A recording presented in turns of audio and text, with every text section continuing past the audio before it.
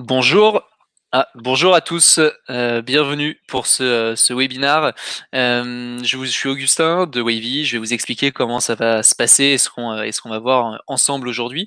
On est une vingtaine présents sur ce webinaire, donc merci beaucoup, c'est cool. Je trouve qu'on est un nombre à la fois important, mais surtout en petit comité, ce qui nous permet aussi de à chacun de poser vos questions et toutes les questions que vous aurez au docteur Lebeau. Donc ça, c'est cool.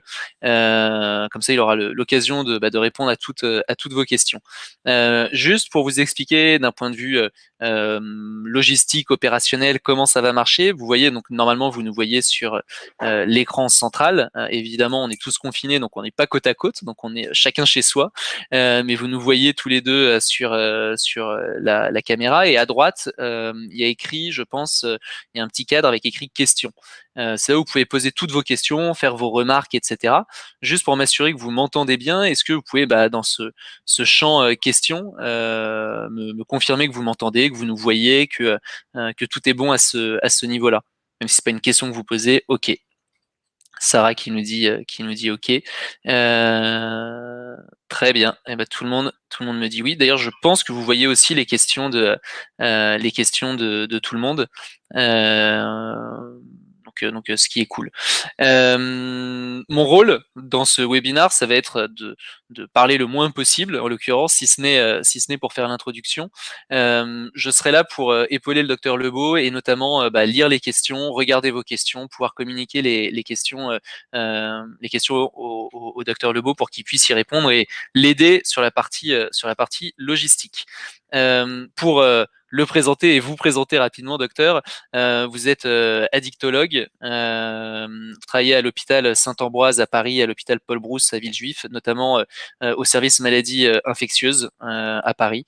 Donc on est très content de vous avoir avec nous et puis de pouvoir profiter de ce moment-là à la fois pour quelques personnes qui sont en interne dans la société et puis pour une partie de nos clients pour répondre à nos questions. Je pense qu'il y en aura beaucoup. Si les gens ne posent pas des questions, moi j'en ai 1000 sur ce sujet, même si on a beaucoup d'informations et qu'il suffit d'allumer la télé pour avoir pas mal de médecins ou de spécialistes en tout genre qui nous donnent leurs informations. On a rarement l'occasion de poser nos propres questions qui sont parfois très factuelles et pas forcément celles sur lesquelles on donne des réponses à la télé. Donc merci beaucoup encore de prendre ce temps-là avec nous. Pardon, un Ouais, tout petit rectificatif. Ça n'est pas l'hôpital Saint-Ambroise, c'est l'hôpital Saint-Antoine. Mais voilà, Saint-Antoine, pardon. non, il n'y a pas de mais, problème. mais merci pour le rectificatif. C'est important d'être précis, surtout sur ces sujets-là. Je précise également que, évidemment, avant d'être avec nous, vous êtes médecin avant tout, et que vous êtes dans cette période-là potentiellement sollicité par l'hôpital, que vous avez votre téléphone à côté de vous sur vibreur, et que, évidemment, si jamais il sonne et que l'hôpital vous appelle, ça sera votre priorité. Donc, on espère pouvoir profiter de vous toute cette heure, mais ne nous vous en voulez pas si jamais il décroche. C'est tout à fait normal et on saura s'adapter. Avant de vous laisser la parole, vous expliquer comment ça va se passer. Il va y avoir une petite présentation rapide du coronavirus, voilà, une petite introduction sur tous ces sujets-là, pour remettre un peu le contexte, redire des choses qui sont peut-être évidentes pour certains, mais pas pour tous, et pas pour toutes. Et puis après, on essaiera de passer le plus rapidement possible aux questions-réponses. Donc je pense un petit quart d'heure d'introduction de manière générale sur le coronavirus au sens large. Et puis ensuite, on pourra continuer avec les questions. Donc je vous laisse la parole. Merci beaucoup tout le monde. Et moi, je suis au taquet sur les questions et je vous les poserai au fur et à mesure. D'accord. Alors, je vais essayer de résumer l'histoire de cette épidémie, en tout cas ce qu'on en sait aujourd'hui. Cette épidémie, comme vous le savez, elle a commencé dans une ville chinoise d'une province qui s'appelle le Hubei. C'est une petite ville chinoise de 9 millions d'habitants. À l'échelle de la Chine, c'est effectivement une petite ville. Dans un premier temps, comme vous le savez, les autorités chinoises ont nié qu'il y ait le moindre problème, et les quelques médecins qui ont tenté d'alerter les autorités ont été convoqués par la police pour être morigénés. Ensuite, la Chine a fait machine arrière et a mis en place, c'est une raison pour laquelle je crois que le modèle chinois n'est pas exportable en Europe et qu'en Europe, les choses vont se passer autrement parce que nous sommes des pays ouverts, enfin qui se ferment de plus en plus, mais des pays ouverts, des pays démocratiques. En Chine, cette province a été entièrement fermée au reste de la Chine, fermée de manière quasi militaire. Il faut savoir qu'il y a un certain nombre de portes d'immeubles ou de portes d'appartements qui ont été murées et que les conditions de confinement ont été extrêmement dures, extrêmement brutales, y compris par exemple pour avoir accès à de la nourriture. Et c'est donc avec des mesures tout à fait impossibles à prendre dans des pays comme les nôtres que l'épidémie a commencé. D'une manière générale, il faut savoir que en Asie, la situation, disons, les mentalités sont extrêmement différentes. Et je vais essayer d'en donner quelques exemples. D'abord, ce sont des pays qui ont été très lourdement frappés par le SRAS. Alors, je ne sais pas si vous vous souvenez de ce syndrome respiratoire aigu sévère, c'est pour ça que ça s'appelle le SRAS, qui a commencé en 2003, un niveau de contagiosité extrêmement élevé, des modes de transmission très semblables à ceux du Covid-19, puisque c'est maintenant comme ça qu'on appelle non pas le virus, mais la maladie. Mais si vous le permettez, dans les minutes qui viennent, je dirais coronavirus ou Covid-19, et je ne l'utiliserai pas, sauf si vous le souhaitez, de mots plus compliqués. Et donc, dans ces pays-là, le SRAS a laissé des traces extrêmement profondes. Et par ailleurs, il y a eu une deuxième épidémie dont on a relativement peu parlé en France, qui était un syndrome qu'on appelait syndrome du Moyen-Orient aux alentours de 2012. Donc, et par ailleurs, il y a d'autres éléments. Les gens dans les pays d'Asie sont habitués à utiliser des masques, par exemple contre la pollution. Prenons le cas du Japon. Le Japon a eu une épidémie qui a commencé un peu avant celle de la France, une dizaine de jours avant. Et les Japonais sont arrivés à se rendre maîtres de l'épidémie. Pour quelles raisons? Pour deux raisons, je vais le dire de manière un peu brutale. La première, c'est que ce sont des gens extrêmement disciplinés et que donc, dès qu'on leur a demandé de mettre en place ce qu'on appelle maintenant de la distanciation sociale. Je trouve que c'est pas un mot formidable, il fait un peu jargon sociologique. Je crois qu'on ferait mieux de parler de distance physique ou de distanciation physique. En tout cas, les gens ont été extrêmement disciplinés. Et puis, il y a un autre élément qui intervient et qui intervient lourdement dans cette maladie, on va le voir assez rapidement, c'est que les Japonais sont très propres. Il y a des WC partout, des WC extrêmement propres. Et ça, évidemment, ça a joué un grand rôle, c'est-à-dire que l'addition de la discipline des Japonais et de la propreté des Japonais a permis de limiter considérablement cette épidémie. Maintenant, je voudrais donner un deuxième exemple, qui est celui de la Corée du Sud. En Corée du Sud, je n'ai pas vérifié le nombre d'habitants de la Corée du Sud. Je pense qu'il est de l'ordre de 30 millions. Donc, disons, c'est la moitié de la France pour aller vite. J'espère que je ne me trompe pas. En tout cas, en Corée du Sud, on a mis en place, l'épidémie a commencé à flamber, et là, les autorités sud-coréennes ont mis en place un traçage des personnes qui pouvaient avoir été en contact avec le virus, un traçage incroyablement efficace, mais impossible à mettre en place dans des pays comme les nôtres, parce que vous allez voir que ça viole totalement l'intimité de la vie privée. Qu'est-ce qu'ils ont fait?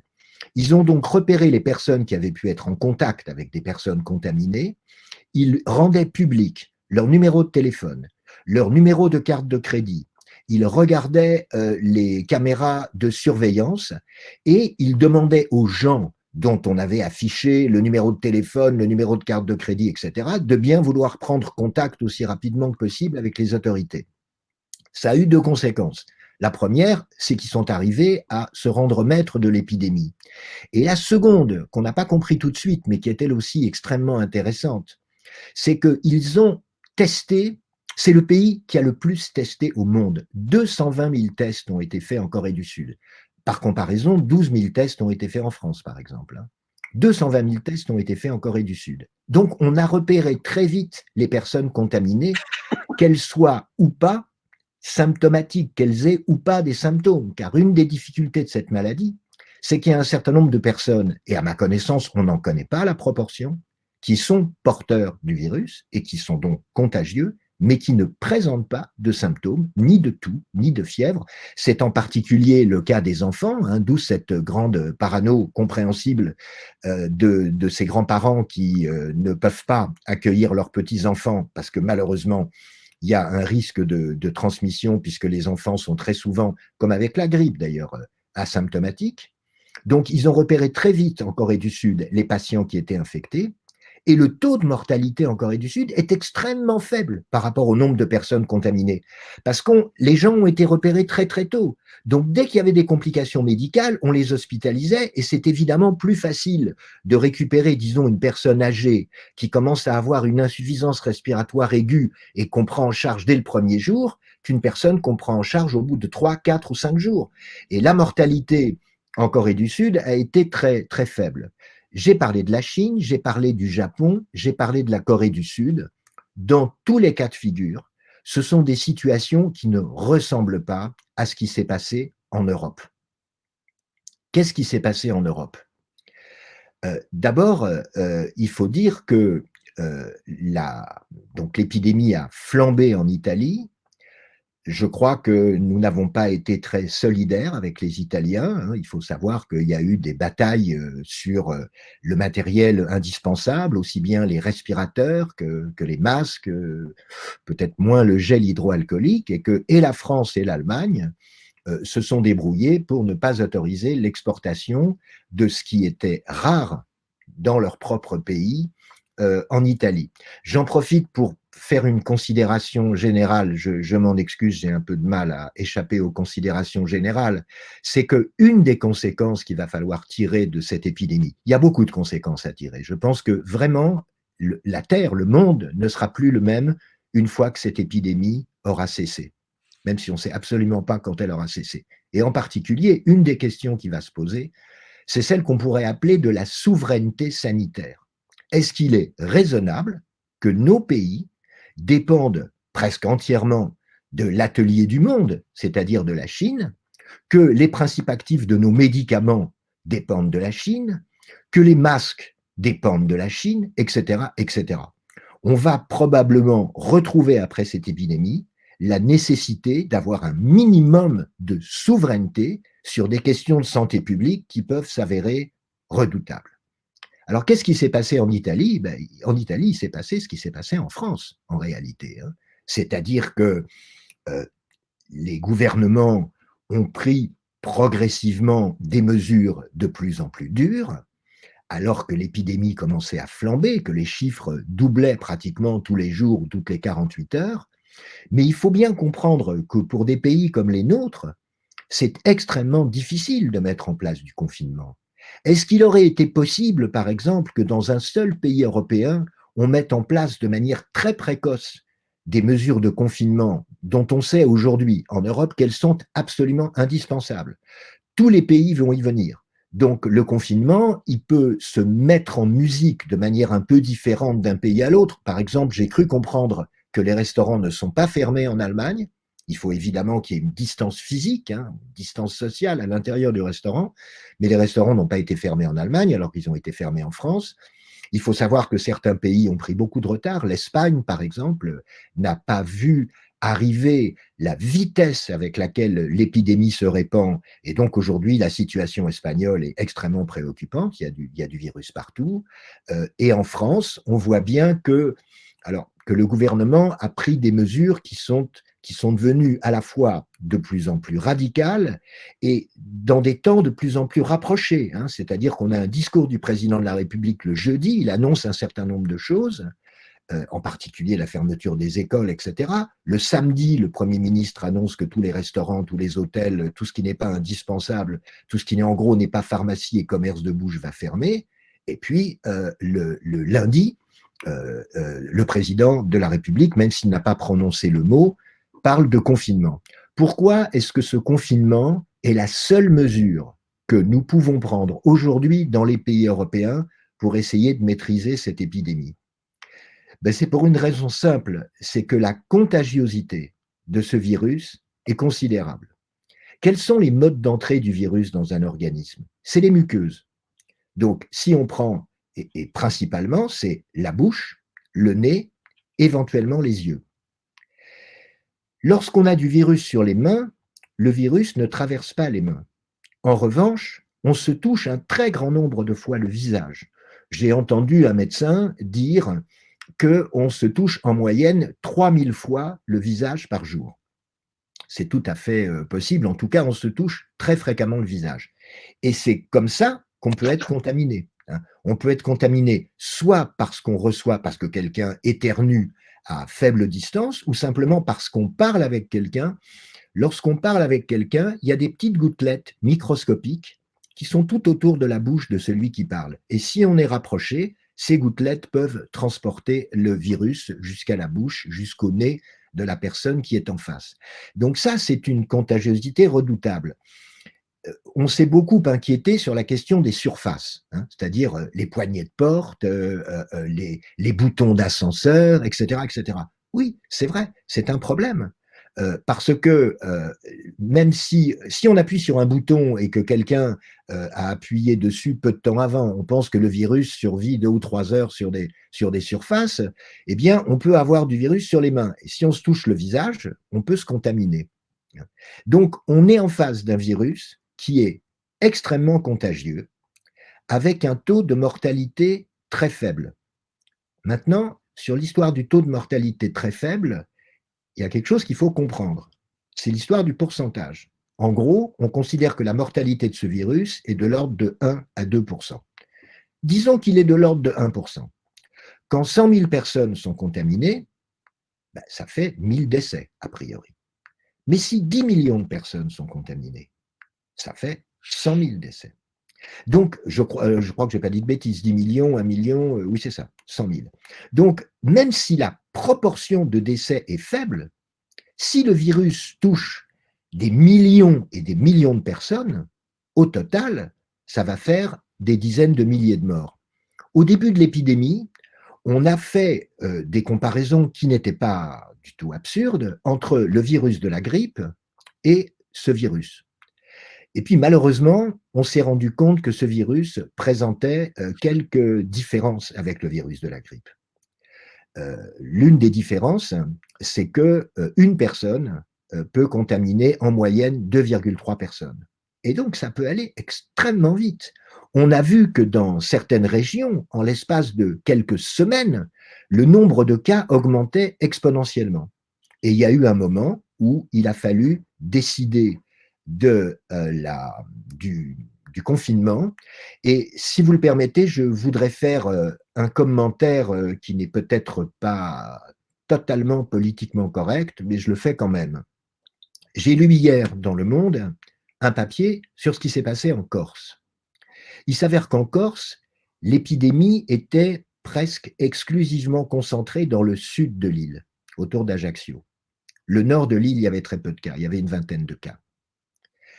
Et il y a eu le premier tour des élections municipales. Et évidemment, un certain nombre de personnes vivant dans le sud de l'île, mais qui allaient voter au nord, dans leur village d'origine, ou à Bastia, eh bien, sont allés voter. Et on peut dire que cette idée n'était pas bonne. Alors évidemment, la République est une et indivisible. Il aurait fallu faire une exception, peut-être, pour les îles, en tout cas pour la Corse, mais évidemment, on ne l'a pas faite et on peut regretter que tout ça, enfin, on peut regretter que ce premier tour des municipales ait eu lieu. En même temps, je me mets un instant à la place de nos gouvernants. Ils ont des mesures extrêmement difficiles à prendre. Ces mesures, il faut qu'ils les expliquent à la population. Peut-être qu'on ne pouvait pas aller plus vite. Je sais qu'une fois que cette épidémie sera terminée, on dira, mais comment se fait-il qu'on ait attendu tant de semaines pour mettre en place le confinement? Il suffit de se mettre à la place des gouvernants, arrêter un pays, arrêter son activité économique, sa vie sociale. C'est quand même quelque chose qui n'est, à ma connaissance, jamais arrivé, sauf peut-être en temps de guerre. Donc, ce sont des décisions extrêmement difficiles à prendre, et puis on voit bien que chaque nation réagit égoïstement. Par exemple, la France a fait savoir que si la Grande-Bretagne ne prenait pas de mesures plus strictes, eh bien, on serait obligé d'interdire l'accès au territoire français pour les citoyens britanniques. On peut le comprendre. Donc voilà, on est dans cette situation où le confinement est une nécessité. Euh, 15 jours, il est clair que ça va durer plus longtemps que ça. Ça va durer au moins 2 fois 15 jours, peut-être même 3 fois. Et puis il y a une dernière chose qu'on ne sait pas. Est-ce qu'il y aura une deuxième vague de l'épidémie? Est-ce que cette épidémie de Covid-19 va devenir une épidémie récurrente, comme la grippe? Est-ce qu'on aura une nouvelle épidémie de Covid-19 l'année prochaine? Personne n'en sait rien. Personne ne sait comment les choses vont évoluer. Mais une chose qui est absolument claire, c'est que la mesure de confinement qui a été prise, vu la situation qui prévaut dans les pays européens, elle était absolument nécessaire et il faut espérer que les gens vont comprendre qu'ils sont acteurs de santé et qu'ils doivent se protéger et protéger les autres. On est vraiment, encore une fois, pardon de ce lieu commun, mais on est vraiment dans une situation tout à fait exceptionnelle. Voilà. Eh ben, merci. Je m'entends en écho, mais c'est pas grave, j'ai fait faire abstraction. De toute façon, je parle pas longtemps. Merci, c'était très clair comme introduction et très cool. Je pense que ça passionne tout le monde parce que pour avoir fait beaucoup de webinars, c'est la première fois que vous avez plus de personnes en cours de webinar qu'en début de webinar parce qu'il y a de plus en plus de personnes qui se connectent. Je propose que du coup, on passe aux questions. On en a tous plein. Moi, le premier, je vois qu'il y en a qui arrivent. La première question, c'est une question de Soria qui demandait combien de temps le virus reste sur les surfaces. Justement, vous aviez commencé à donner la réponse. Et pour aller plus loin, c'est est-ce que si je reçois un courrier dans la poste, comme moi je l'ai fait tout à l'heure, et que je vais chercher mon enveloppe, est-ce que je dois aller la brûler tout de suite, me laver les mains 12 fois et trembler à chaque fois qu'un truc rentre chez moi et combien de temps dure le virus sur les surfaces? D'accord. Euh, je suis désolé, je vais vous parler de quelque chose très vite, mais c'est important de le savoir. La santé publique, elle est née avec le lavage de mains.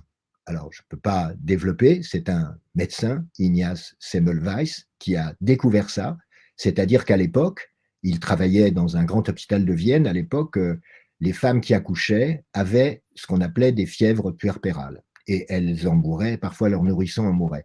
Or, il avait remarqué que les sages-femmes et les infirmières qui faisaient des accouchements se lavaient les mains avant de procéder à l'accouchement, alors que les étudiants en médecine, pardon, vous voyez, je me touche le visage, alors que les étudiants en médecine sortaient des salles de dissection et procédaient à des accouchements, et il a très vite compris qu'il y avait une très grande différence de mortalité entre les premières et les seconds.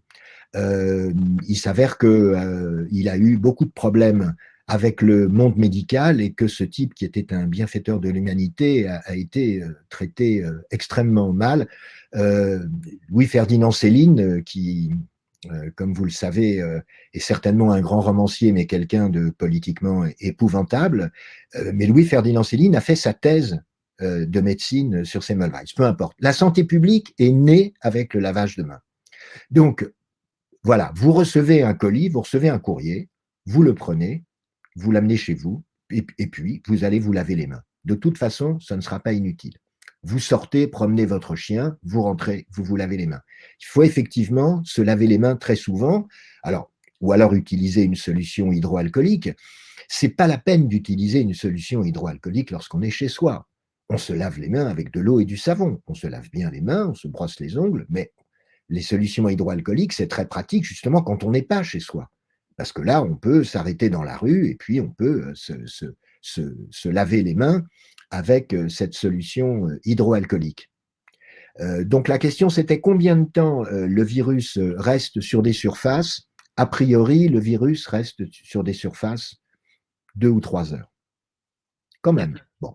Donc c'est vrai que lorsqu'on sort, lorsqu'on ouvre les portes de son immeuble, lorsqu'on appuie sur des boutons d'ascenseur, eh bien la première chose à faire après, c'est de se laver les mains, soit avec de l'eau et du savon, soit avec une solution hydroalcoolique. Il faut le faire le plus souvent possible. Ok, et très clair. Et justement, dans les questions de temps, on a une question qui s'en approche aussi de Julien qui demande si jamais je suis porteur du virus, mais que j'ai pas de signe du virus, je suis pas malade, je le sais pas. Combien de temps est-ce que je suis contagieux pour les autres, pour ceux qui m'entourent? Alors, habituellement, on dit 14 jours, hein, c'est pour ça d'ailleurs que les quarantaines sont des quatorzaines. Mais si vous voulez, le problème, c'est que chacun de nous peut être porteur asymptomatique. Bon, on a on sait qu'en réalité, ce sont surtout les enfants qui sont porteurs asymptomatiques. Mais il y a des adultes qui sont porteurs asymptomatiques. Je voudrais aussi faire une remarque sur les questions d'âge.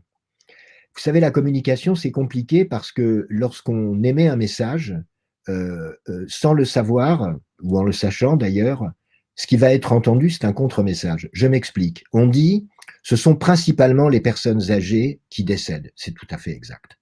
Plus les gens sont âgés ou ont ce qu'on appelle des comorbidités, c'est-à-dire ont une maladie chronique, un diabète, une hypertension artérielle, une insuffisance rénale, hein, des maladies chroniques qui évoluent sur le long cours, et plus le risque de décès est grand. Ça ne veut pas dire que les jeunes gens ne meurent pas du coronavirus. Il y en a beaucoup moins, mais on peut malheureusement être en bonne santé, avoir 30 ans ou 35 ans ou 40 ans et mourir du coronavirus. Mais ce que les gens ont entendu, c'est plutôt, bon ben, nous les jeunes, on risque rien. Or, ça n'est pas vrai. On risque beaucoup moins qu'une personne âgée ou qu'une personne qui a une comorbidité, et surtout si les deux s'associent, si on est à la fois vieux et malade, pour le dire vite. Mais penser qu'on est à l'abri du virus parce qu'on a 20 ans ou 30 ans, malheureusement, ça n'est pas vrai. Mmh. Et d'ailleurs, dans le même style, alors il y a une question qui est pas facile, en tout cas pour une réponse comme ça à distance, mais de Marion qui est inquiète, qui dit, «Je sais que les enfants», ce que vous venez de dire, sont plutôt, porteurs sains ou en tout cas moins malades. En revanche, Mmh. ma fille, sa fille, de 2 ans est asthmatique, et elle demande si du coup, il y a plus de risques et si elle a un risque plus élevé, qu'un enfant entre guillemets «non asthmatique». Alors, il faut être clair, elle n'a pas de risque plus élevé d'être contaminée. Mais si elle était contaminée, les choses seraient peut-être un peu plus compliquées. Heu, En tout cas, ce qui est certain, c'est qu'il faut surtout pas arrêter le traitement qu'elle a, si elle en a un, et je suppose qu'elle en a un. Ça, il faut pas l'arrêter. Voilà, je ne peux pas dire beaucoup plus que ça. D'abord parce que, je suis pas assez calé en pédiatrie pour faire une réponse, heu, qui soit plus précise que celle-là. Voilà. OK. Une question de Carole justement sur les bons gestes à adopter, qui dit: «Pour les postillons, n'importe quoi devant le visage peut-il protéger? Cela évite quand même les postillons d'atteindre quelqu'un». Et après elle pose une autre question sur le vaccin, donc peut-être qu'on répondra aux questions de vaccin après. Mmh.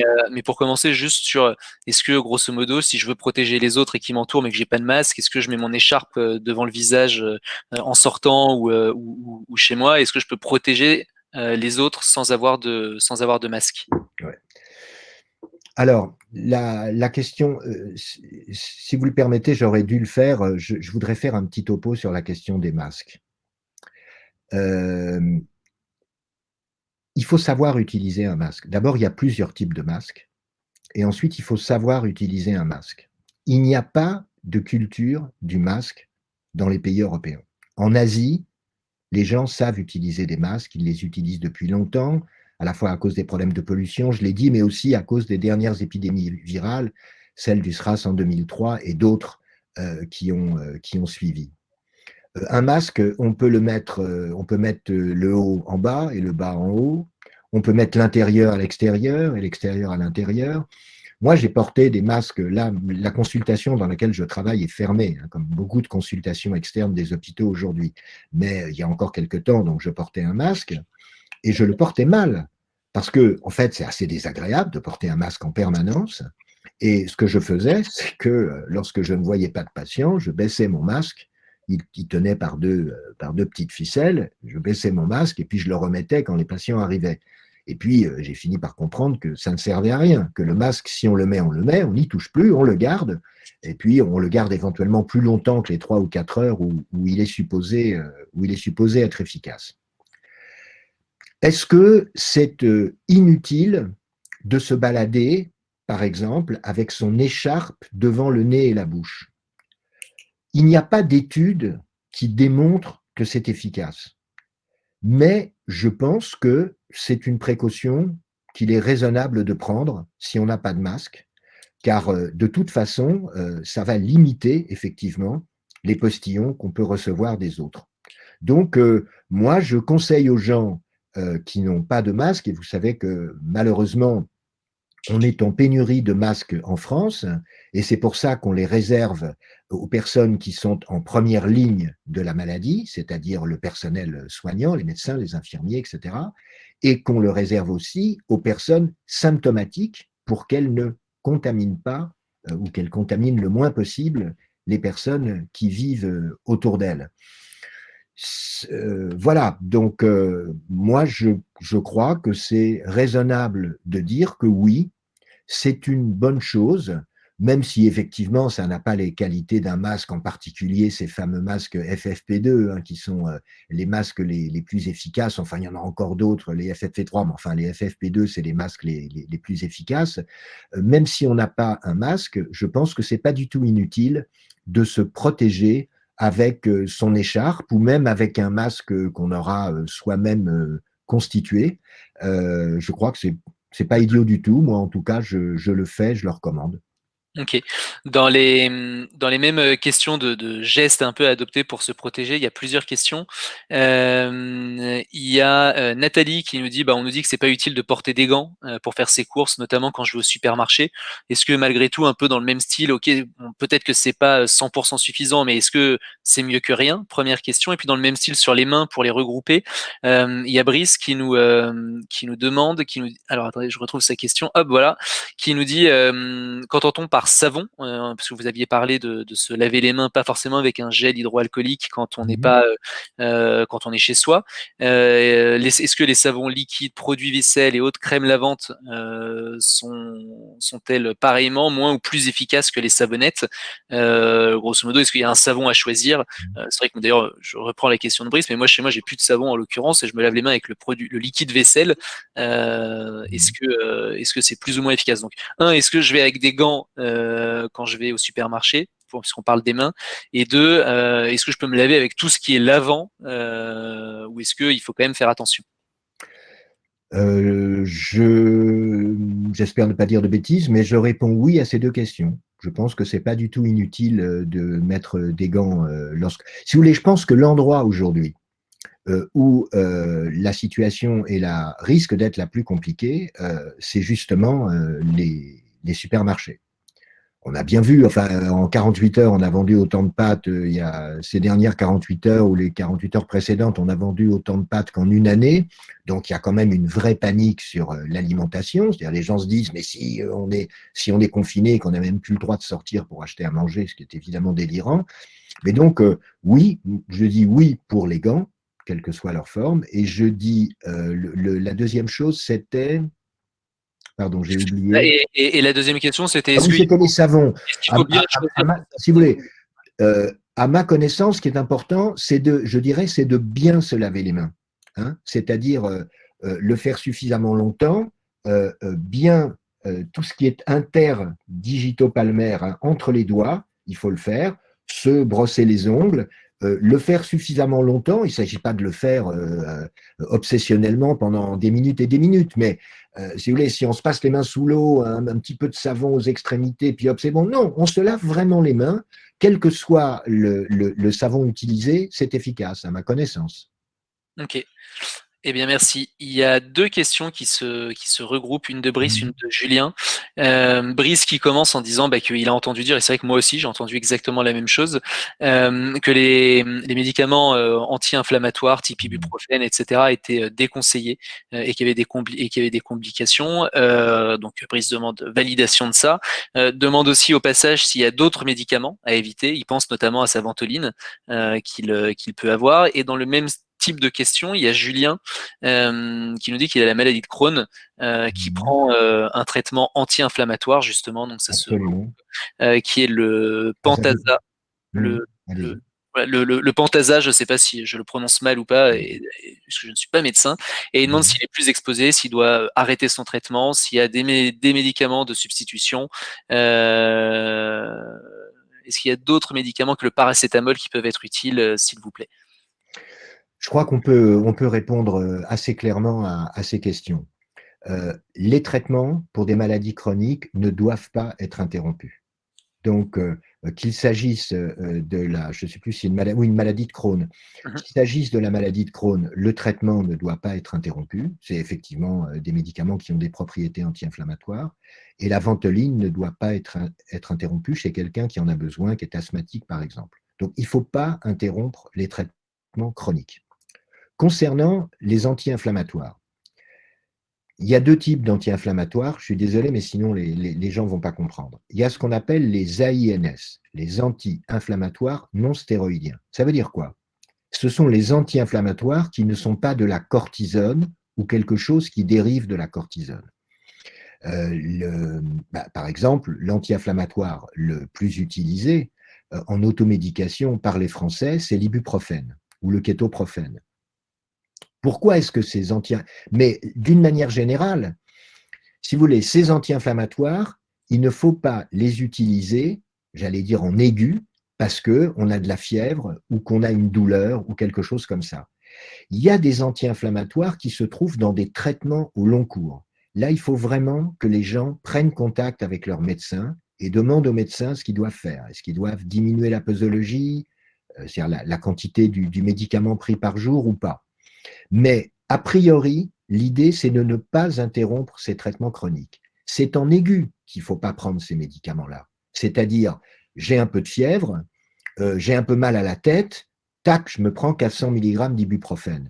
Alors, c'est pour une raison assez simple, c'est que les anti-inflammatoires, l'inflammation, c'est un mécanisme de défense de l'organisme. Si on interrompt ce mécanisme, on diminue l'immunité, et ça, évidemment, ce n'est pas du tout une bonne chose. Il semble bien qu'un certain nombre d'études, enfin un certain nombre d'études semblent montrer que les personnes jeunes qui ont eu des évolutions compliquées de leur maladie avaient pris des anti-inflammatoires et en particulier des anti-inflammatoires non stéroïdiens. Pourquoi est-ce qu'on insiste sur les AINS? Parce que, sauf peut-être, et encore, il faut des prescriptions pour ça, mais en dehors des pommades dans lesquelles il y a des corticoïdes, les corticoïdes ne sont pas en vente libre, en OTC, comme on dit en bon français, c'est-à-dire over the counter, hein, les choses qu'on peut acheter sur le comptoir sans avoir à présenter une ordonnance. Et en particulier, c'est le cas de l'ibuprofène. Donc, non, pas d'ibuprofène, pas d'anti-inflammatoire non stéroïdien. Les noms de ces médicaments sont très connus. Hein, c'est le Voltaren, c'est le Surgam, enfin bon, il y a énormément d'anti-inflammatoires non stéroïdiens. Les gens qui ont des stéroïdes, ce sont des gens qui ont des maladies chroniques. Je ne vois pas quelqu'un avoir du Soluprète, par exemple, chez lui, parce qu'il faut une ordonnance. Enfin bon. Donc voilà, on a insisté sur les AINS, on a insisté sur l'ibuprofène, donc le paracétamol, en faisant attention tout de même, vous savez que le paracétamol, c'est dans les transplantations hépatiques pour raisons toxiques, le paracétamol est la première cause de transplantation hépatique, parce qu'il y a des gens qui prennent des quantités énormes de paracétamol pendant des périodes longues. Et il y a une hépatotoxicité, il y a une toxicité pour le foie du paracétamol. Donc, pas plus de 3 grammes par jour, c'est déjà beaucoup, 3 grammes, hein, ça veut dire 3 paracétamol 1000 ou 6 paracétamol 500, ça fait quand même beaucoup. Ne pas dépasser 3 grammes par jour, mais le paracétamol a un mode d'action qui n'a rien à voir avec celui des AINS, ni avec celui de l'aspirine d'ailleurs. Hein. L'aspirine, il vaut mieux ne pas en prendre, il faut vraiment prendre du paracétamol, c'est d'ailleurs pour ça que les pharmacies ont été dévalisées. Voilà, c'est à peu près ça la situation. J'espère que j'ai été à peu près clair et que je n'ai pas Bah, je pense, et embrouillé puis tout le monde. si c'est pas le cas, nos spectateurs nous reposeront des questions pour préciser. Il y a pareil deux questions qui se regroupent un peu. Une question de Soria qui demande est-ce que si j'ai été contaminé, bah ça y est, en fait, je suis vacciné à vie et puis il peut plus jamais rien m'arriver à moi. Alors évidemment, je peux contaminer les autres potentiellement, mais en tout cas, je suis immunisé immunisé en ayant été contaminé une fois. Et puis je pense que ça va peut-être regrouper avec la même question qui est l'espoir d'un vaccin. Quelle est la fin en fait de l'épidémie? Est-ce qu'il faut attendre que tout le monde ait été malade une fois? Est-ce qu'il faut trouver un vaccin? Il y a un vrai espoir de vaccin. Alors je ne sais plus dans la liste de questions qui avait posé la question du vaccin, mais au moins elle est posée. Et puisqu'on parle d'immunité, je pense que ça se regroupe. Donc est-ce que si je suis malade, bon bah ça y est, j'ai à titre personnel évidemment passé le cap, ou est-ce qu'il y a un espoir de vaccin aussi? Alors, toutes ces questions sont tout à fait intéressantes et en particulier la première sur la question de l'immunité. La réponse, c'est qu'aujourd'hui, on ne le sait pas, à ma connaissance. On ne sait pas si le fait d'avoir été contaminé par le virus, ça permet, ça permet une immunité durable. C'est relativement peu probable. C'est-à-dire qu'on a probablement une immunité pour quelques mois, parce que l'organisme a produit des anticorps, il n'est pas certain que cette immunité soit durable. Prenons le cas de la grippe. On peut parfaitement avoir une grippe et puis l'année suivante en avoir une autre. Il y aura pourtant eu une immunité contre le virus de la grippe, mais qui ne dure pas suffisamment longtemps pour que l'hiver suivant, on soit encore protégé. Donc, sur cette question de la durée de l'immunité, est-ce qu'il y a une immunité durable ou est-ce que cette immunité n'est que transitoire? Malheureusement, à ma connaissance, actuellement, on ne sait pas répondre à cette question. Concernant la deuxième question, celle du vaccin, vous avez dit quelque chose de tout à fait intéressant, hein. Vous avez dit, mais est-ce qu'il ne faut pas attendre qu'une très large partie de la population soit contaminée par le virus pour que l'épidémie s'éteigne? En gros, c'est ce que les pays européens ont espéré au tout début. Car les responsables politiques ont eu très très vite des projections, des modélisations, comme on dit, qui étaient extrêmement inquiétantes sur le nombre de personnes qui seraient contaminées. Des millions, voire des dizaines de millions de personnes. Et c'est vrai que, au-delà d'un certain niveau de contamination, eh bien, l'épidémie s'arrête parce que de toute façon, elle a de moins en moins d'hôtes à infecter. Et puis assez rapidement, on s'est rendu compte que ça n'était pas possible de faire comme ça. La Grande-Bretagne s'était engagée dans une voie qui était celle-là. Et ils ont été obligés de faire machine arrière. Et là, ils sont en train de s'inscrire dans ce qui se passe en Europe continentale. Le vaccin. Un vaccin, vous savez, ça prend beaucoup de temps, hein. Je ne sais pas si vous le savez certainement, 35 ans après le début de l'épidémie d'infection à VIH, on n'a toujours pas de vaccin. Donc, les histoires de vaccins, c'est très compliqué. On parle d'un vaccin dans 18 mois, dans 24 mois. En tout état de cause, il ne faut absolument pas espérer un vaccin sur le court terme. Pour démontrer l'efficacité d'un vaccin, il faut le faire sur des populations relativement importantes. C'est un processus qui est long, qui est compliqué. Il y a vous savez, en théorie des systèmes, il y a comment est-ce qu'on dit, un théorème qui est très simple, c'est que l'interaction entre un système simple et un système complexe est nécessairement complexe.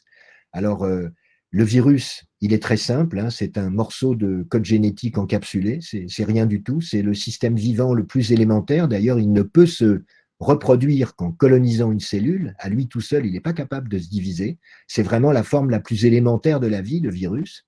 Mais en attendant, il interagit avec un système complexe, avec un organisme humain, par exemple. Et donc, toutes ces affaires demandent beaucoup de temps. On ira probablement beaucoup plus vite sur les traitements. Ok. Ben merci pour ces réponses très claires. Il y a deux questions qui se regroupent, auxquelles je vais en ajouter une troisième, qui sont de deux personnes, Nathalie et Stan, qui vivent dans leur vie personnelle avec des gens qui sont du milieu médical, Mmh. que ce soit, je crois, infirmière, et puis une personne pour pas de précision, mais en tout cas qui travaille dans le milieu médical, qui sont obligés Mmh. de sortir toute la journée, de pas être confinés. Et ces deux personnes demandent, grosso modo, est-ce qu'il y a des précautions particulières à prendre à la maison? Est-ce que vous auriez des préconisations à leur donner pour faire en sorte qu'ils ne contaminent pas si jamais ils étaient contaminés le reste de la famille? Oui, alors vous savez, c'est une Et juste, situation. pardon, Oui, oui, excusez-moi, bien pardon, sûr, bien je sûr. précise avec une autre question, c'est, et qui est une question personnelle pour le coup. Est-ce que la contamination se fait forcément par contact humain ou est-ce que je peux être sur ma terrasse, respirer et puis, même en étant confiné, vous allez me dire que je peux pas être confiné toute ma vie, mais si je décidais de ne plus jamais sortir de chez moi et de ne plus jamais parler à personne, Mmh est-ce mh. que j'ai quand même une chance, d'être contaminé? Alors je commence par la fin. Non, a priori, si vous voulez, le transport, du virus, le transport, aéroporté du virus, il est très limité et donc la personne qui déciderait de se confiner strictement, et cetera, non, elle ne peut pas, a priori, elle peut pas être contaminée. Concernant, le personnel soignant, c'est vrai que c'est une question compliquée. Moi, je me la suis posée un moment, parce que j'allais travailler dans un service de maladies infectieuses où il pouvait parfaitement y avoir des personnes, contaminées, et qu'est-ce que je faisais avec ma propre famille? Qu'est-ce que je faisais avec ma femme? Qu'est-ce que je faisais avec mes proches? Avec mon fils? Tiens, je le salue en passant et c'est vrai que j'étais assez embarrassé. Je crois alors il y a une chose qui est certaine, c'est que si on a des symptômes qui ressemblent aux symptômes, du Covid-19, alors je veux bien les rappeler, mais enfin, tout le monde les connaît, on en a tellement entendu parler que, c'est donc de la fièvre, c'est donc une toux plutôt sèche, en tout cas au début. Ça peut être aussi, des frissons, des courbatures, quelque chose qui ressemble du point de vue des symptômes, à une grippe. Donc si on commence à avoir des signes de cet ordre, il faut effectivement protéger les autres, c'est-à-dire il faut pouvoir avoir accès à un masque et il faut faire chambre à part, il faut j'allais dire se confiner à l'intérieur même de l'espace domestique. Et évidemment, si les choses se compliquent, il faut appeler son médecin. Et si les choses deviennent vraiment graves, il faut appeler le 15. Vous savez que sur le 15, les choses ont changé. Au début, on disait qu'il fallait appeler le 15, et puis le 15 a été totalement débordé par les appels. Et maintenant, il vaut mieux, si on a des symptômes, appeler son médecin traitant pour savoir comment est-ce qu'on va se débrouiller. Mais en dehors de ça, c'est vrai que c'est une situation qui est compliquée. Alors là, je ne parle pas de la France, je parle de l'Italie. En Italie, où on manquait beaucoup de masques, on manquait beaucoup de gants, on manquait beaucoup de solutions hydroalcooliques. Eh bien, le chiffre que j'ai entendu, c'est qu'il y a tout de même 2000 médecins. Alors, est-ce que par médecin, on entendait personnel soignant en général? Je ne sais pas. Mais en tout cas, j'ai lu à plusieurs reprises le chiffre de 2000 médecins qui ont été contaminés par le Covid-19, ce qui pose un problème pour eux et pour leur famille, ce qui pose aussi un problème pour la prise en charge des patients, parce que vous vous doutez bien qu'un type qui est un réanimateur, qui est obligé de quitter l'hôpital et de se confiner pendant 2 semaines, bah, c'est quelqu'un qui va manquer dans le service. Et c'est d'ailleurs ce qui s'est passé en Italie, c'est-à-dire une des raisons pour lesquelles la situation italienne en Lombardie est devenue aussi dramatique, c'est qu'il y avait un certain nombre de soignants qui étaient obligés de se confiner. Je suis désolé, je ne suis pas clair là sur l'histoire des soignants et de leurs familles, parce que moi-même, je n'ai pas vraiment la réponse. Je veux dire que si quelqu'un est contaminé dans le cadre de son activité professionnelle comme soignant et est asymptomatique, malheureusement, il va transmettre, enfin, il est très probable qu'il va transmettre le virus à ses proches. Alors, heureusement, les cas asymptomatiques semblent plus rares au fur et à mesure que l'âge augmente. Mais on sait très bien qu'il y a des cas asymptomatiques et encore une fois, on n'en connaît pas la proportion. Alors, je ne voudrais pas affoler tout le monde, mais certains épidémiologistes ont même soutenu qu'il y avait peut-être 10 fois plus de personnes contaminées que de personnes repérées comme contaminées à cause du grand nombre de cas asymptomatiques qui pourraient exister. Et là, c'est sûr que porteur sain, avec une maladie aussi contagieuse, c'est vraiment, ça complique terriblement les choses, il faut le dire, ça complique beaucoup les choses. Mmh. Dans les mêmes questions, parce qu'il y a beaucoup de questions sur la contagiosité, je crois qu'on dit Mmh. comme ça, du virus Mmh. et sur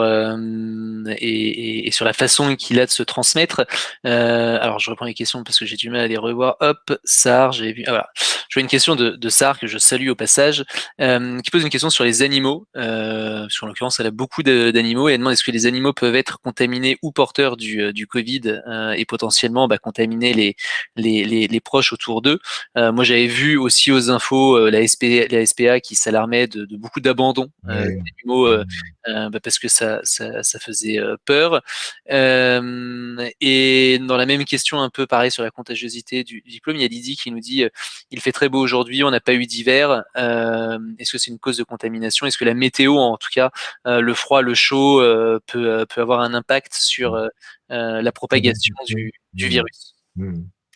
Je vais essayer de prendre, les questions dans l'ordre. Heu, qu'on le sache, il n'y a pas de transmission, en particulier des animaux de compagnie, des chats et des chiens à l'homme. Et à part ça, je voudrais dire que, à mon sens, ce qu'on peut faire de plus cruel avec un animal domestique, c'est-à-dire avec un animal qui s'est habitué à vous, qui n'a plus d'autonomie, qui ne sait plus ce que ça veut dire que d'être autonome, la pire chose qu'on puisse faire, c'est l'abandonner. Il vaudrait mieux l'euthanasier, franchement, parce qu'abandonner un animal domestique, c'est abandonner un animal qui ne sait pas se défendre, qui ne sait pas trouver sa nourriture. C'est vraiment très cruel de faire ça. Bon, peu importe. En tout cas, il n'y a aucune raison de se séparer de ces animaux domestiques. Évidemment, si on a un chien, il faut le sortir. Moi, j'ai une chienne et je la sors. Je ne parle pas de ma femme, là, hein, je parle de ma chienne. Et je la sors avec ma femme. Et c'est une bonne raison pour nous d'aller prendre l'air. Concernant les histoires de température, c'est extrêmement intéressant ça.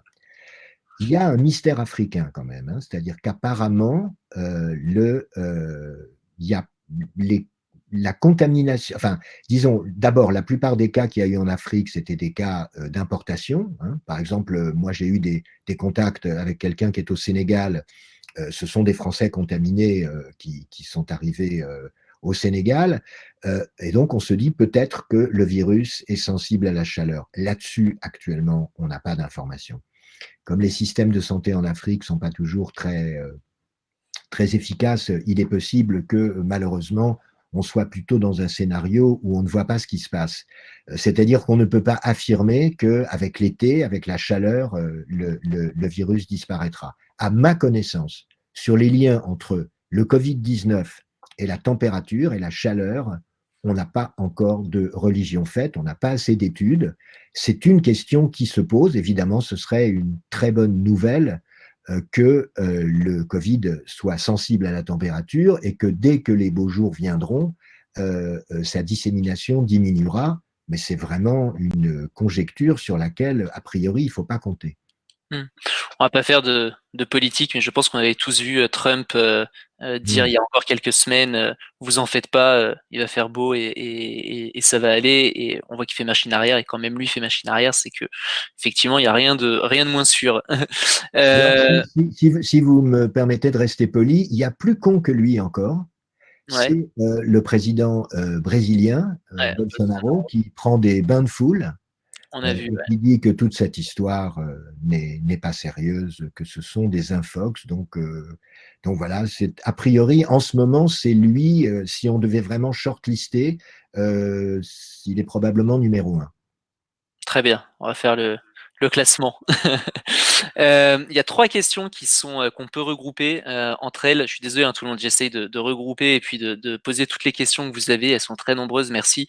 Il y a trois questions qui sont grosso modo sur le. Alors, il y en a deux qui sont sur le dépistage et il y en a une en introduction en fait de ça, qui est une question de Brice qui dit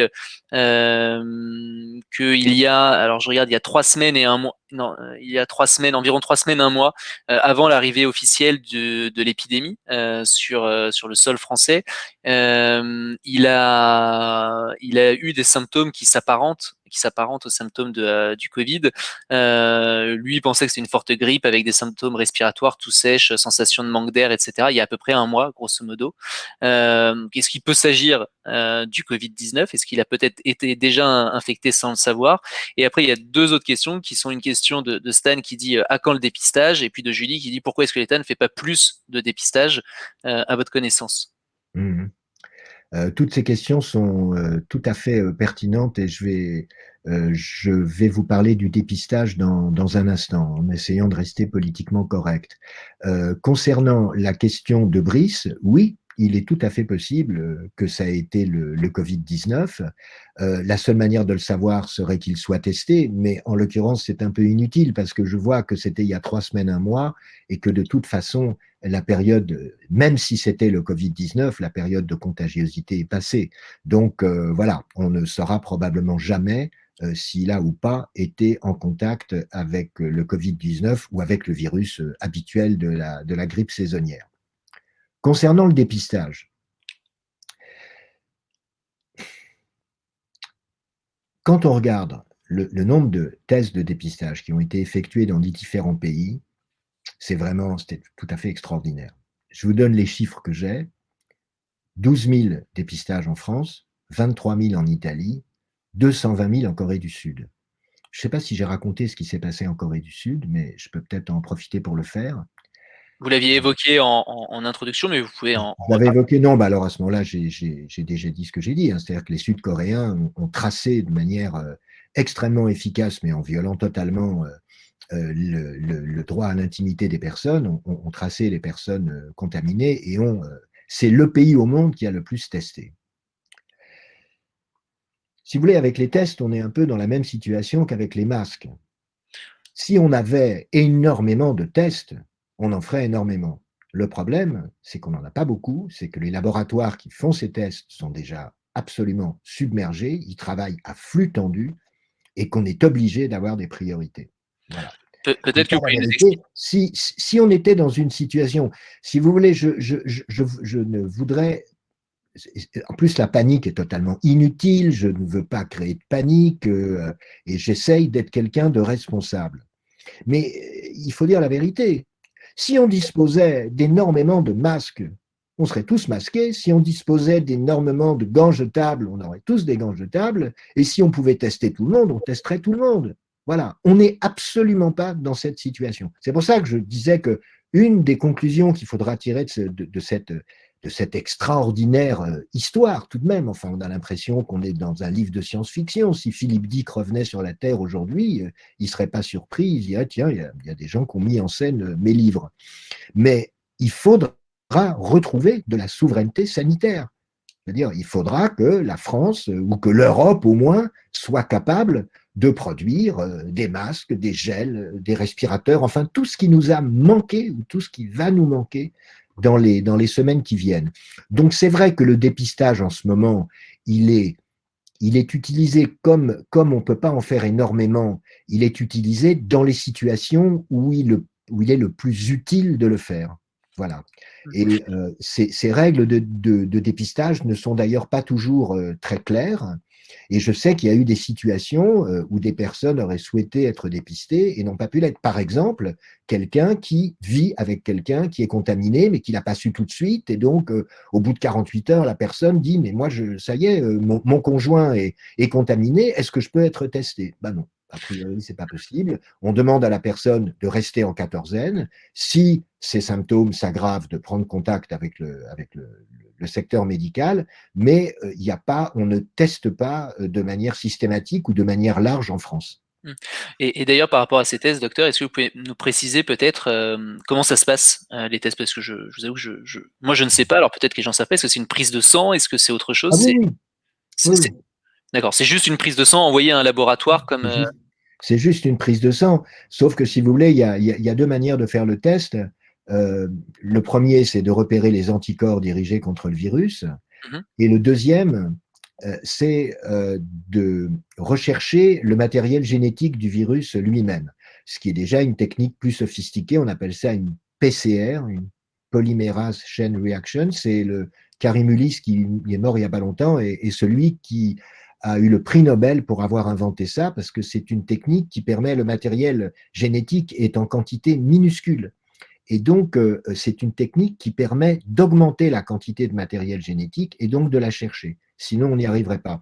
Alors, à ma connaissance, j'espère que je dis pas de bêtises, mais à ma connaissance, les tests qui sont faits sont des tests PCR. Donc, c'est quand même quelque chose de relativement sophistiqué, mais ça permet de repérer le matériel génétique du virus lui-même.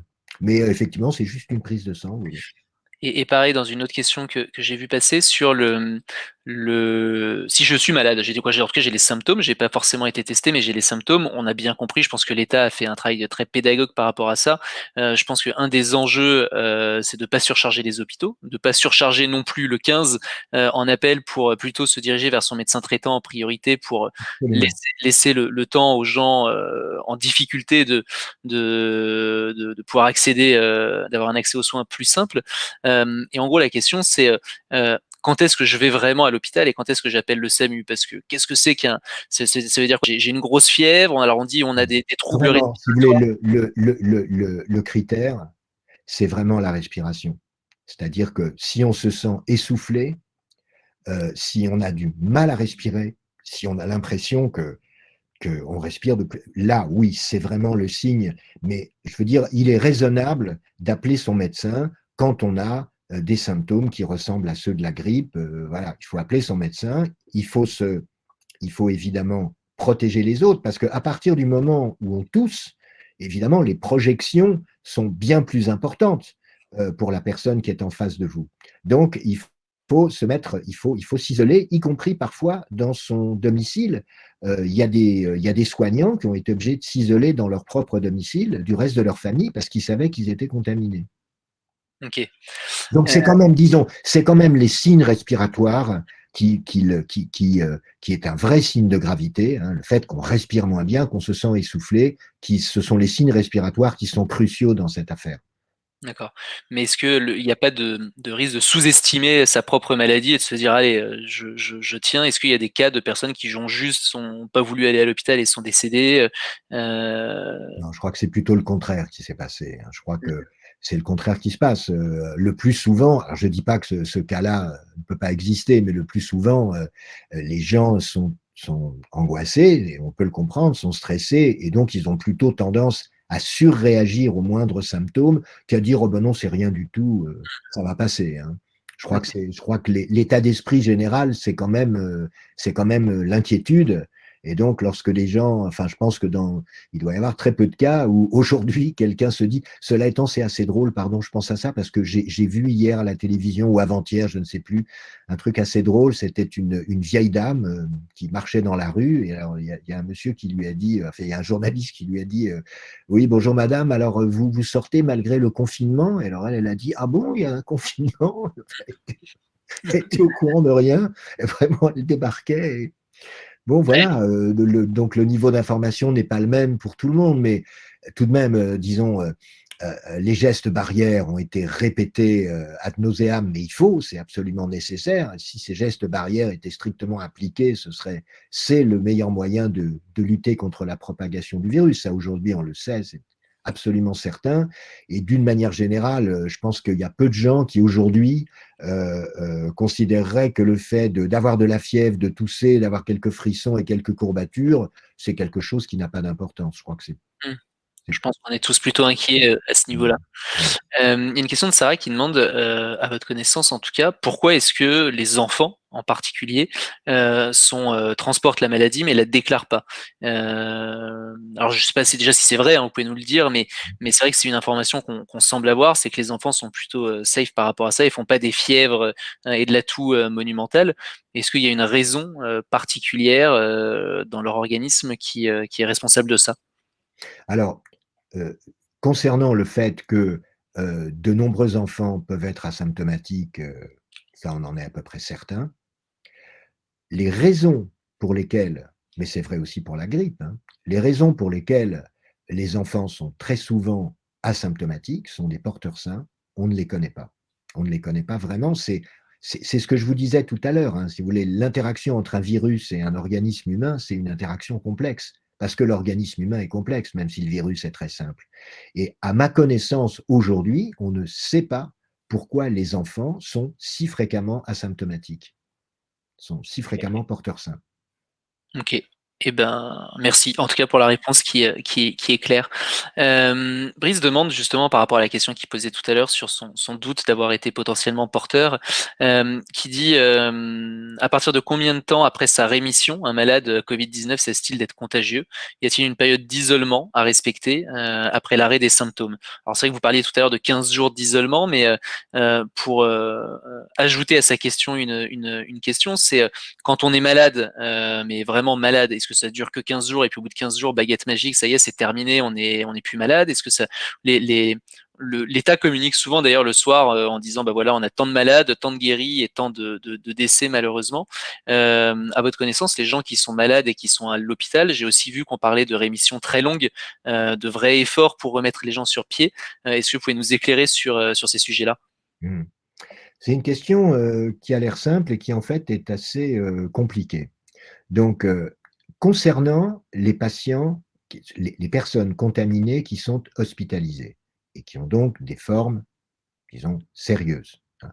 Je ne parle pas des patients qu'on est obligé d'envoyer en réanimation parce qu'ils ne peuvent plus respirer tout seuls et donc il faut ce qu'on appelle des respirateurs, c'est-à-dire il faut intuber ces personnes, hein, leur mettre un tube qui rentre dans, dans les bronches et puis relier cet intubateur à une machine qui va les faire respirer sans qu'eux-mêmes respirent puisqu'ils n'en sont plus capables.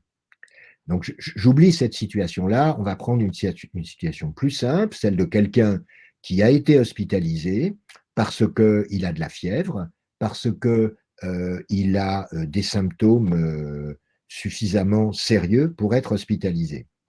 Cette personne-là, on va la tester pour savoir si elle est encore porteuse du virus. Et donc, on attend que le test soit négatif. Habituellement, vous savez, on va chercher avec un écouvillon dans ce qu'on appelle le nasopharynx, c'est-à-dire tout au fond du nez, on va chercher un peu de liquide qu'on va analyser pour savoir s'il y a encore du virus. Il y a une chose qu'on sait, mais qui ne semble pas avoir beaucoup de conséquences, c'est que le virus reste plus longtemps dans les selles qu'il ne reste dans le nez, la gorge, les voies ORL. Euh, donc, les personnes qui ont été hospitalisées et qui sont guéries, on vérifie qu'elles ne portent plus le virus pour considérer qu'elles peuvent sortir et reprendre une vie normale. Là où je n'ai pas d'informations et où je me rends compte qu'il faudrait vraiment que je m'informe sur ce qu'on fait dans ces situations-là, ce sont des personnes qui ont quelques signes, pas suffisants pour être hospitalisées. Est-ce qu'il suffit que ces personnes respectent la quatorzaine pour pouvoir de nouveau circuler bien peu d'ailleurs, puisque actuellement c'est le confinement, mais pour pouvoir mettre le nez dehors? J'aurais tendance à dire que je suppose que c'est la règle qui doit s'appliquer, mais j'en suis pas sûr. Vous voyez ce que je veux dire? Mmh. Est-ce qu'il faut attendre 2 semaines par rapport à la date des premiers symptômes? Est-ce qu'il faut attendre plus? Parce que les personnes qui sont contaminées et à qui on demande de rester chez elles, hein, de prendre un peu de paracétamol parce qu'elles ont mal au crâne, parce qu'elles ont de la fièvre, ces personnes-là, à ma connaissance, on ne va pas les tester. Je vois qu'une certaine Julie demande pourquoi l'État ne fait pas plus de dépistage. Alors la réponse, c'est que l'État ne fait pas plus de dépistage parce que il ne parvient pas à en faire plus, malheureusement, hein. Là, en l'occurrence, c'est un peu comme les masques. C'est pas vraiment une décision de santé publique. C'est que on réserve le dépistage aux situations où le dépistage est le plus utile. C'est ça la vérité. On ne s'est pas lancé dans une politique de dépistage à la sud-coréenne. D'ailleurs, à ma connaissance, il n'y a que les Sud-Coréens qui ont fait ça, hein. Enfin, un tel nombre de dépistages pour une population, encore une fois, qui doit être à peu près de la moitié de celle de la France. Mmh. Bon. Dans ah!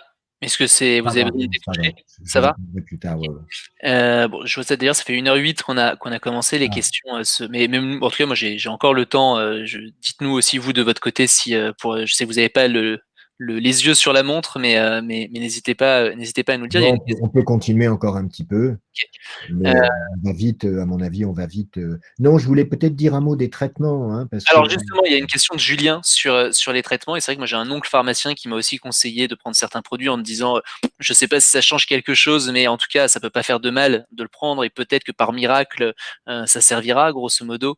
C'est un peu le sens de la question de Julien, c'est, est-ce qu'il y a d'autres «remèdes» entre guillemets que le paracétamol? Est-ce qu'il y a des plantes qui peuvent nous aider? mmh, Quitte à ce qu'évidemment ça soit pas une garantie, que ça nous sauve et que ça permette de nous protéger, nous et nos proches, mais mais est-ce que vous pouvez nous orienter, en tout cas peut-être sur certaines choses qui, dans le pire des cas, mmh. ne peuvent pas faire de mal et ont peut-être une chance de nous aider par rapport à cette maladie. Alors les vins de Bourgogne, hein, sont excellents contre non, non, pas du tout. Non, alors effectivement, je pense qu'il faut faire la différence entre les remèdes et les traitements ou entre, pour être plus jargonneux, entre les traitements symptomatiques et les traitements de la cause. Moi, je voulais parler des traitements de la cause et je voulais en particulier parler, parce qu'il y a beaucoup de polémiques autour de cette histoire, de la chloroquine. La chloroquine, c'est un médicament qui est utilisé contre le paludisme. Le paludisme n'est pas du tout provoqué par un virus, hein, c'est provoqué par un parasite, c'est même pas une bactérie, c'est un parasite, le plasmodium. Et donc, il semble qu'il y ait une certaine efficacité de la chloroquine dans le Covid-19. Il y a un certain nombre d'essais qui sont faits actuellement en France, d'ailleurs dans beaucoup de pays du monde. Il y a des scientifiques qui se sont probablement à juste titre émus du fait qu'on commençait à faire de la publicité pour la chloroquine et que des gens allaient se débrouiller pour avoir des prescriptions de chloroquine, prendre des doses qu'évidemment ils ne connaissent pas. Alors c'est vrai que il faut pas faire ça. Ça ne sert à rien. Il faut attendre que qu'on ait suffisamment d'éléments pour proposer la chloroquine comme un traitement. La chloroquine, c'est un médicament qui a des effets secondaires, qui peut avoir une certaine toxicité, donc il ne peut pas être utilisé maintenant. Et puis, quant au reste des traitements de la cause, ce qu'on est en train de faire, et c'est très logique, c'est qu'on essaye tous les antiviraux qu'on a. Et on a peu d'antiviraux. Mais par exemple, les antiviraux du VIH, les antiviraux de l'hépatite C, surtout les antiviraux du VIH, on les utilise en ce moment pour voir ce qui se passe. Et apparemment, il semble qu'il y ait des éléments intéressants. Il y a une association de médicaments, lopinavir, ritonavir, dans le VIH, qui semblerait efficace. Ce sont aussi des médicaments qui ont des effets secondaires compliqués. Je pense, si vous voulez, autant sur les vaccins, ça va être long, je pense. Autant sur les traitements, si on avait de la chance, ça pourrait aller vite. Si jamais un médicament qui est déjà sur le marché, pour lequel on n'a pas à refaire tout le circuit très compliqué pour un médicament, si un de ces médicaments ou une association de médicaments s'avère efficace, si on avait cette chance-là, alors on pourrait assez rapidement avoir un traitement de la cause.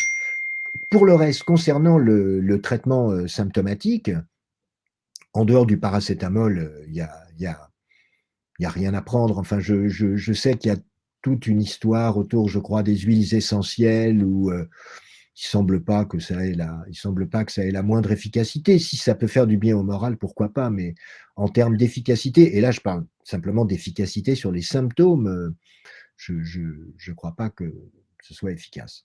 Mmh.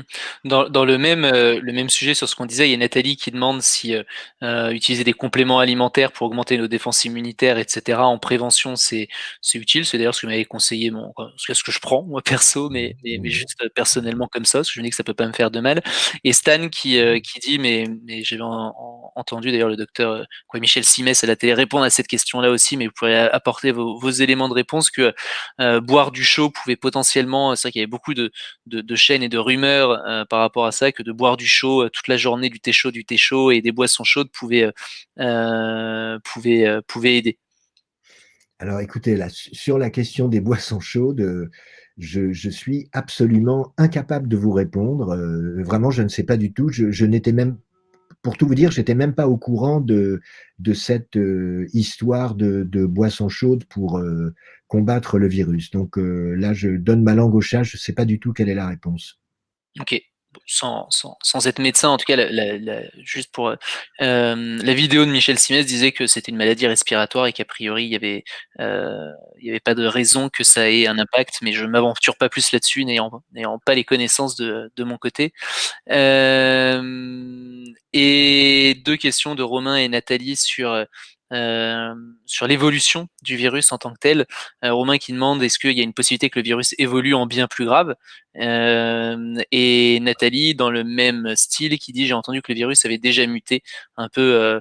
Alors c'est vrai que d'ailleurs vous pouvez peut-être préciser ce que ça veut dire muter pour un virus. On parle souvent, on dit que la grippe mute tous les ans, mais Mhm. et à part avoir dit ça, je pense que la majorité d'entre nous ne savent pas vraiment ce que ça veut dire. Mhm. Et puis une fois qu'on aura expliqué cette partie-là, bah, nous dire est-ce qu'il y a une possibilité effectivement que le virus mute et devienne plus mortel, plus contagieux, plus horrible, ou pas. D'accord. Comme de toute façon, on a dépassé les limites du temps, je vais en profiter pour essayer de vous expliquer ce que c'est qu'une mutation. Les mutations, elles sont stochastiques. Elles arrivent par hasard. Elles n'ont pas de but particulier. Simplement, lorsque ces mutations sont intéressantes pour le système vivant, eh ben, le système vivant les sélectionne. Hein, c'est ça le hasard et la nécessité. Alors, je vous donne un exemple classique. Hein. Vous avez des insectes rouges qui sont sur des surfaces vertes. Et donc, ils sont extrêmement visibles. Les prédateurs peuvent facilement s'en emparer. Puis, à un moment, il y a une mutation qui fait que un de ces insectes rouges devient vert. Et là, vert sur vert, il survit beaucoup mieux. Et au bout de quelques générations, il n'y a plus que des insectes verts. D'accord? Donc, les mutations ont lieu tout à fait au hasard. Simplement, elles sont sélectionnées lorsqu'elles favorisent la vie et la reproduction. D'accord? Les virus mutent constamment. Prenons le virus de la grippe. On ne peut évidemment pas faire un vaccin avec le virus qui va arriver, on ne le connaît pas encore. Mais en revanche, chaque année, on fait un nouveau vaccin avec les souches de l'épidémie précédente. On ne peut pas faire évidemment un vaccin avec les souches de l'épidémie qui n'a pas encore eu lieu. Mais chaque année, le vaccin change. À la question, est-ce que le Covid-19 pourrait muter et devenir plus dangereux? La réponse, malheureusement, est oui, c'est possible. Ça ne veut pas dire que ça va arriver, mais c'est possible. Et il y a déjà eu effectivement une petite mutation qui a eu relativement peu d'importance, mais il y a des scénarios catastrophes. Je pense à ce très beau film de Soderbergh, qui est un film qui date de 2011, qui s'appelle Contagion, que moi j'avais adoré lorsque je l'avais vu. Je l'avais trouvé très solide scientifiquement. Par ailleurs, le film était remarquable, le casting était très très bon. Il paraît que tout le monde en ce moment, enfin que le film a une nouvelle vie parce que les gens veulent le voir. Mais c'est vrai qu'on peut imaginer, malheureusement, il y a un scénario qui serait, alors là pour le compte, absolument terrible, qui serait une mutation du virus qui le rendrait beaucoup plus virulent, c'est-à-dire on ne serait pas à 1 ou 2% de décès, mais disons à 10 fois plus. Alors là, ce serait vraiment un désastre. Il faut espérer que ce scénario-là ne se produira pas, mais je peux vous affirmer que dans les discussions qu'il y a actuellement entre les responsables politiques de haut niveau et les experts, on évoque forcément cette question. Parce que ce que les politiques ont à faire, malheureusement, c'est à se préparer au pire, pas au meilleur. Le meilleur, on n'a pas besoin d'eux. C'est dans le pire qu'on a besoin d'eux. Mm. Euh, autre question, d'ailleurs qui est une question personnelle, parce que je vois qu'on arrive au bout des questions.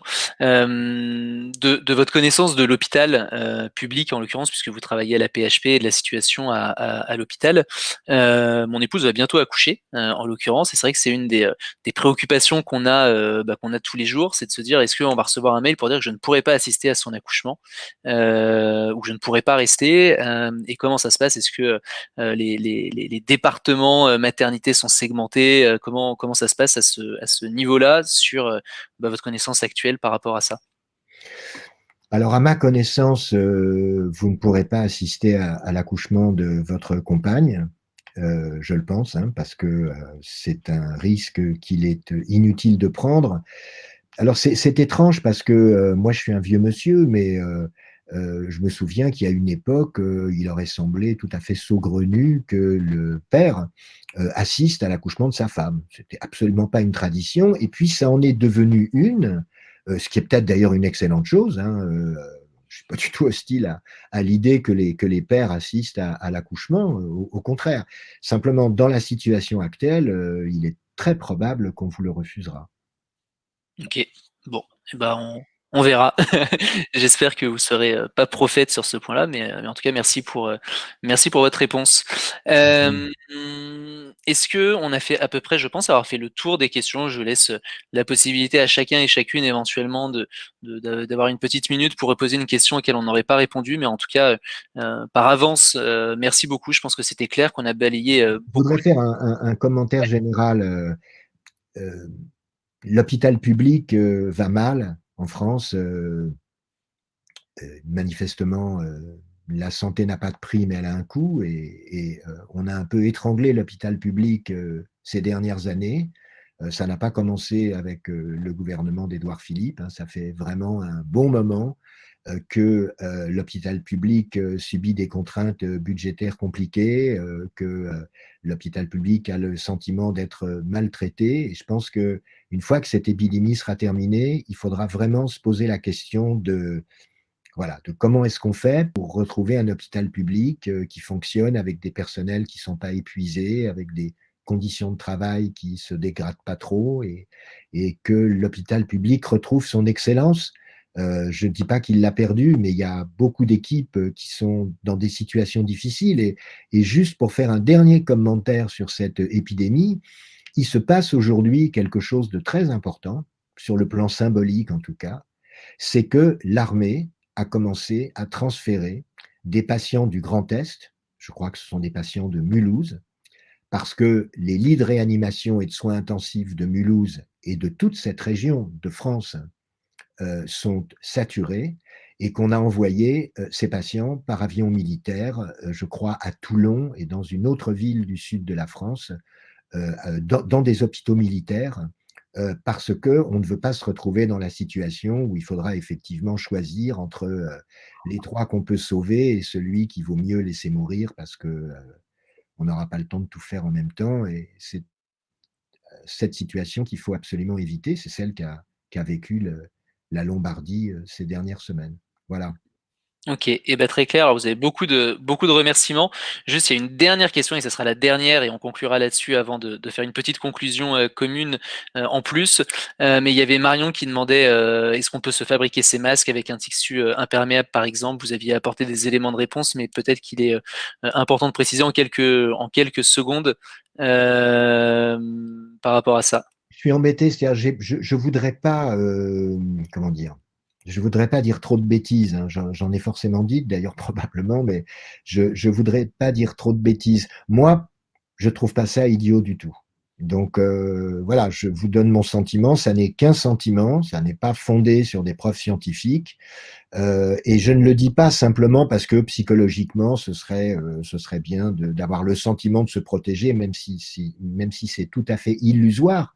Je pense que c'est tout de même une barrière. Alors, il faut pouvoir respirer derrière ce masque, mais ça, ça ne me semble pas stupide du tout. OK. Je trouve que c'est une bonne idée, pour être clair. Eh bien, merci beaucoup. On a balayé toutes les questions de tout le monde. Je vous enverrai les messages. Vous avez des remerciements de tout le monde, vous disant que c'était très clair et que vous étiez très agréable à écouter. En tout cas, de mon Merci. côté, je confirme. C'était, je pense, très instructif. Merci tout le monde d'avoir joué le jeu, d'avoir été attentif, d'avoir posé vos questions. J'espère que, de manière générale, bah, c'est utile pour tout le monde. Il n'y a évidemment pas je pense que l'information, de manière générale, dans ce genre de cas, est notre meilleur allié. Sans voilà, rentrer dans les tâches. Je suis pas médecin et je vous écoute avec attention. Et je pense que notre meilleure façon de nous protéger est d'être informé, de pas faire l'autruche et de savoir ce qui se passe et de savoir comment bah, adopter les bons gestes. Donc, bah, merci en plus de votre métier au quotidien à l'hôpital avec vos patients qui, je sais, vous prend beaucoup de temps, d'avoir pu participer à cette connaissance de l'information à ceux qui étaient présents et puis à tous ceux qui verront cette vidéo quand on va la diffuser sur nos clients parce que c'est aussi notre rôle en tant que société et qu'entreprise d'avoir une responsabilité à la fois sociale et environnementale envers nos salariés, puis envers nos clients, et de pouvoir participer à cette connaissance-là. Donc merci d'avoir pu nous aider à votre échelle à le faire et à la nôtre à le faire. Et bon courage dans ces moments où je sais que pour les médecins, c'est pas forcément facile tous les jours et qu'on vous applaudit tous les soirs à 20h. J'étais à ma fenêtre hier soir pour voir si c'était le cas. Et il y avait beaucoup d'applaudissements dans la rue où je vis, et je pense que ça se propage et qu'on le voit dans tous les pays, et que vous le méritez, vous personnellement, et puis l'ensemble des personnels soignants qui travaillent sur ces sujets-là. Donc merci beaucoup. Merci à vous. Bonne journée, au revoir tout le monde, merci.